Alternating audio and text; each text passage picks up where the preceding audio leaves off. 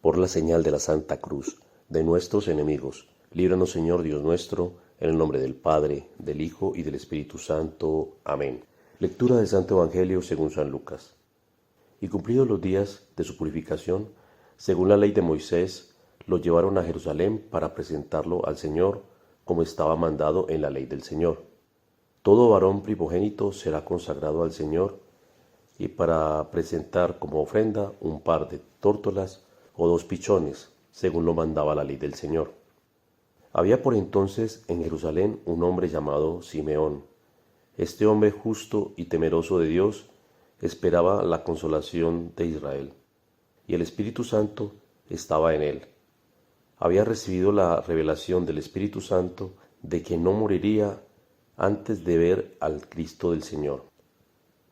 Así vino al templo, movido por el Espíritu, y al entrar los padres con el niño Jesús, para cumplir lo que prescribía la ley sobre él, lo tomó en sus brazos y lo bendijo a Dios diciendo: Ahora, Señor, puedes dejar a tu siervo irse en paz, según tu palabra, porque mis ojos han visto tu salvación, la que has preparado ante la faz de todos los pueblos, y para iluminar a los gentiles y gloria del pueblo de Israel. Su padre y su madre estaban admirados por las cosas que se decían de él.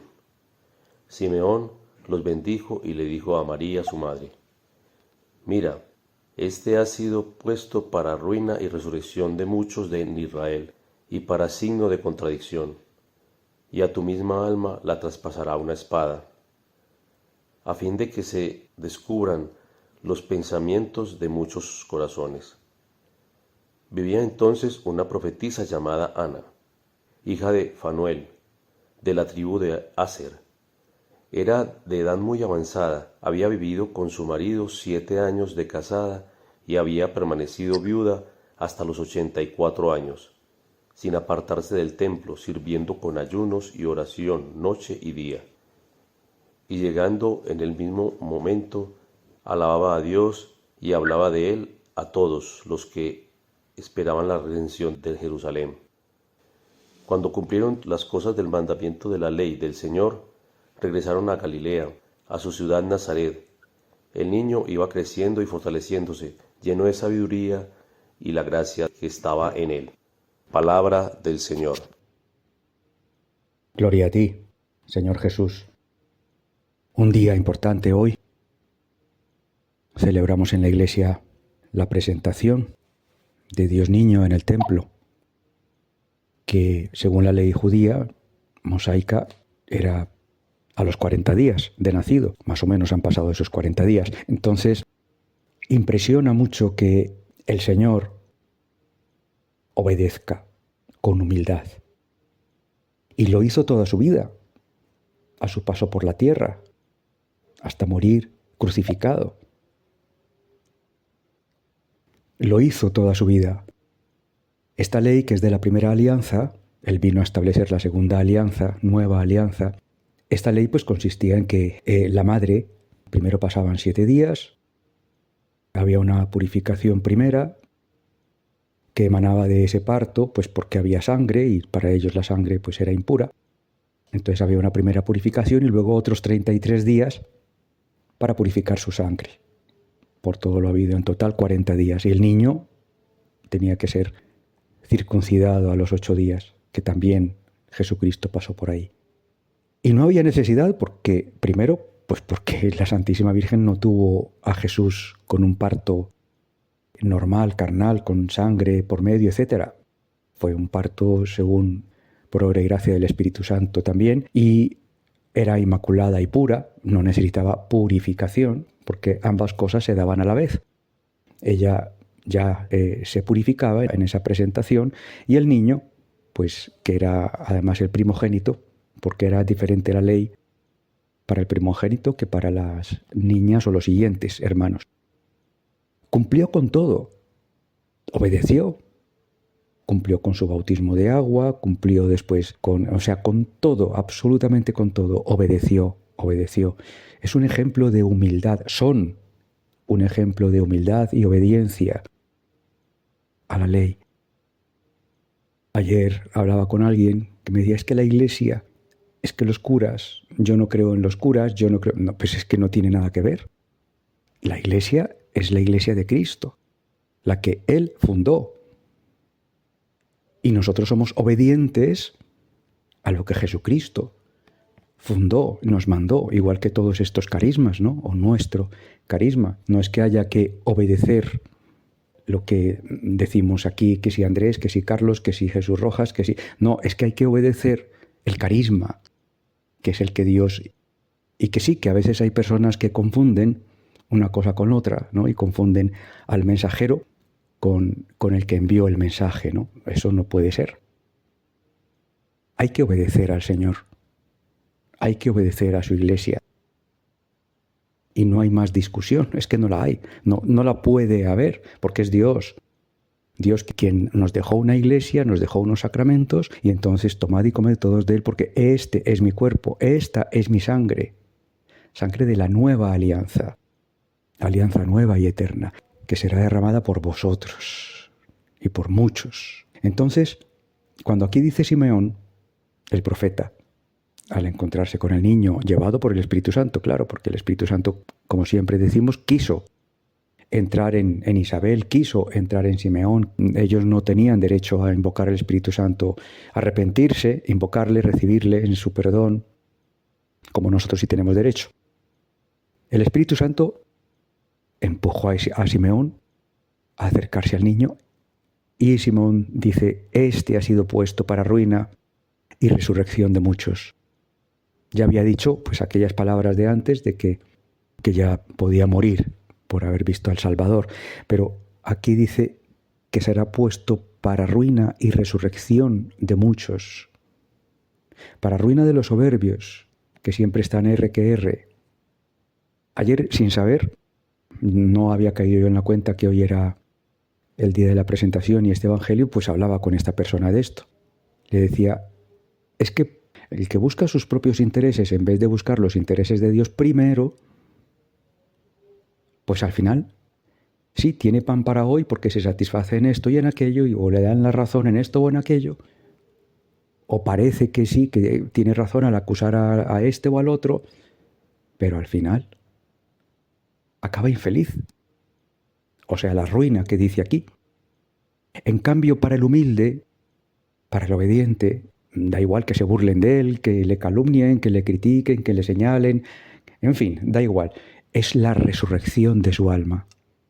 Para eso resucitó Jesucristo.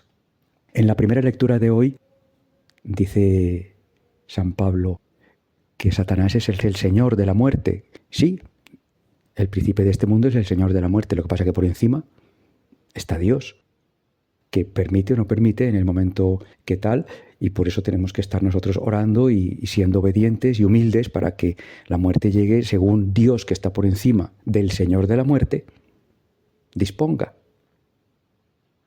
Para ruina y resurrección de muchos.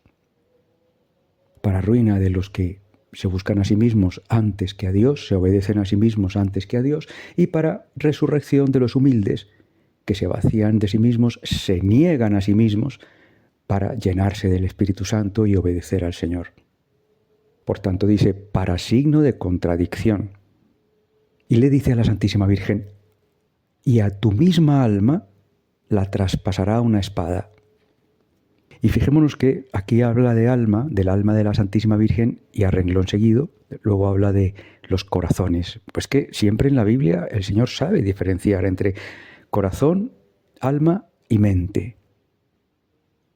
A la Santísima Virgen, en ese sí puro y completo y total de ella, desde la humildad, que proviene ese sí de su alma, que involucra obviamente corazón y mente, la traspasó. Sería imposible que no la hubiera traspasado. Del dolor moral ofrecido, semejante cruz, vivió la Santísima Virgen. Nosotros lo podemos interpretar más desde el corazón, desde los sentimientos, la emoción, ¿no? Hay una madre, sí, claro que sí, también, además, ¿no?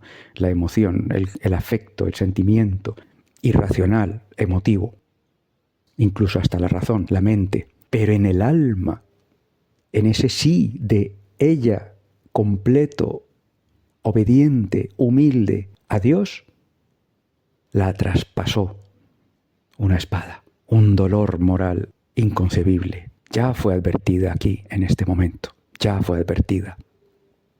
Y a tu misma alma la traspasará una espada. Y luego termina diciendo que todo esto a fin de que se descubran los pensamientos de muchos corazones.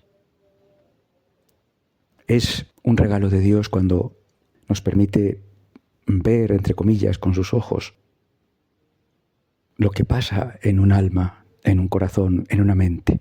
La soberbia con la mente que pretende, la razonada sin razón, que decía un santo, mirar por encima del hombro y dar explicación a todo lo divino y lo infinito, o la compulsividad de un alma de un corazón irracional que con disculpa en sentimientos y afectos nobles, bonitos, pues buscan aparentes bienes, pero que no son voluntad de Dios, o almas que de verdad se humillan, son humildes, luchan por vaciarse de sí mismas para solo cumplir la voluntad de Dios, aunque otros le confundan que está cumpliendo la voluntad propia. Pero el Señor nos permite ver. Eso es un don. Esa alma es humilde, esa alma busca la voluntad de Dios, no la suya. Es un don, hay que pedirlo. Entonces por eso aquí dice, todo esto a fin de que se descubran los pensamientos de muchos corazones. ¿Por qué habla de corazones si antes hablaba de alma, de la Santísima Virgen? Pues porque ella es la perfecta. Y sí, allí estaba hablando era del alma, que con su libre albedrío obviamente abarcaba corazón y mente.